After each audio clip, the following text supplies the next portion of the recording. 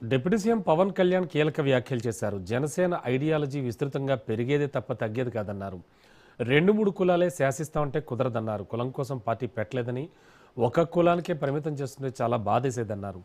జనసేన స్థాపించినప్పుడు పెట్టుకున్న 7 సిద్ధాంతాల ప్రకారమే నడుస్తోందన్నారు పవన్ కళ్యాణ్.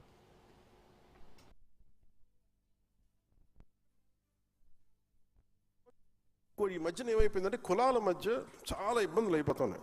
నేను పిఠాపురం చిన్నపిల్లలు కులాలతోటి మాట్లాడేసుకుని వాళ్ళు ఎవరో వెళ్ళి ఇంటర్వ్యూలు చేశారంటే ఎన్ని మాట్లాడుతుంటే ఇంత చండాలం అయిపోయారండి మనుషులు అనిపించింది నాకు. నేను చిన్నప్పుడు చదువుకున్న స్నేహితుడు ఎవరో ఏంటో తెలియదు, ఏ కులమో తెలియదు. అందరం రీజనబుల్ స్కూల్స్ నుంచి చదువుకున్నాం. ఎక్కడ కూడా మా పక్క స్నేహితులు ఏ కులం అని తెలియలేదు. ఒకవైపు ఏమో అంబేద్కర్ గారి పేరు చెప్పి అనైలేషన్ ఆఫ్ క్యాస్ట్, కుల నిర్మూలన మాట్లాడతాం, ఇంకోవైపు కులాన్ని ఎగదోస్తూ ఉంటాం.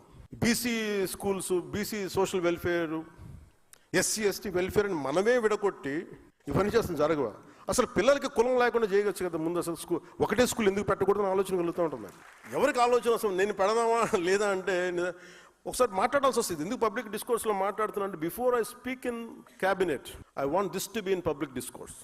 ఎస్సీ ఎస్టీ స్కూల్స్ అని పెడతారు, బీసీ స్కూల్స్ అని పెడతారు. అంటే మీరు చిన్నప్పుడు వేరు చేస్తుంది కదా సొసైటీ. అంటే మీరు వేరు మేము వేరు. పిల్లలందరూ కనీసం పిల్లలకైనా మన చండాలం మన దరిద్రం మనందరికి వచ్చేసింది అనుకుందాం. మనం మార్చుకోవట్లేదు. అట్లీస్ట్ పిల్లలన్నా చేయాలి కదా. మీ స్థాయిల్లో యు ఆర్ ఎక్సలెంట్ లీడర్స్. అన్ని నా దగ్గరికి వచ్చి నా నెత్తి మీద పడేస్తే నేనేం చేయలేను. భుజాలతో అట్లస్ గాడిలో కుంగిపోతాను.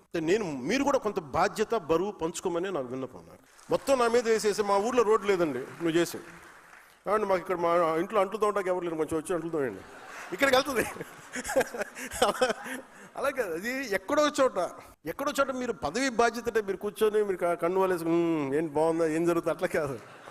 బాధ్యత తీసుకోండి, కొంచెం బాధ్యత తీసుకోండి. ఇలాంటి సమస్య వచ్చినప్పుడు చాలా సమర్థవంతంగా మీ వాదన వినిపించండి, తిట్లు లేకుండా, బూతులు లేకుండా.